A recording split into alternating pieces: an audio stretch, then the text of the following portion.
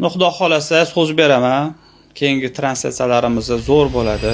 Shu translyatsiya masalasidagi muammolar nimadan kelib chiqdi, nega e'tiroz ko'paydi va keyingi turnirlarda bunga qanday yechim izlanyapti? Translyatsiya bo'yicha ko'p norozilik bo'lyapti.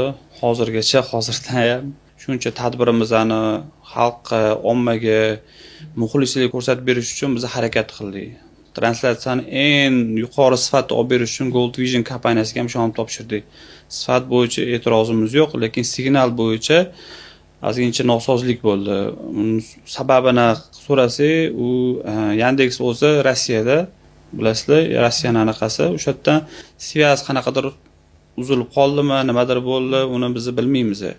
Biz harakat qildik, bor kuchimiz bilan shu o'zimizni xalqqa bo'lsin, ko'rishsin, muxlislar ko'rsin. Manguga misol uchun balet qilayotgan qancha yurtdoshlarimiz bor chet davlatda, ular ko'rish uchun biz Kinopoiskda berdik va uni ham o'zi pullik o'zi Kinopoiskda ko'rish sotib olasiz podpiskasini. Bizda promokod Mangun tekin qildirdik. Shu oson bo'lsin, yengil bo'lsin. Nimaga oldingi safar YouTube'da qildik, bu safar qilmadik? YouTube'da o'zingizlar bilasizlar, avtorskiy so'raydi har bitta muzikaga.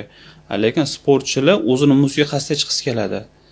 Arenada misol uchun har xil shoular bo'ladi, boshqa bo'ladi.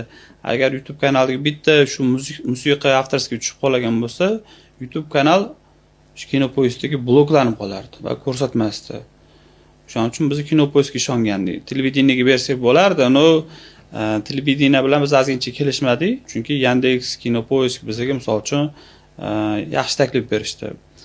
Ba'zi birlar yozyapti, Octagon yaxshi, Octagon translyatsiyasi zo'r, yo'q, gap so'z yo'q. Octagon liga qancha, necha yildan beri turnir qiladi. Ular biz ikkinchi turnirimiz. Xudo xolasa so'z beraman.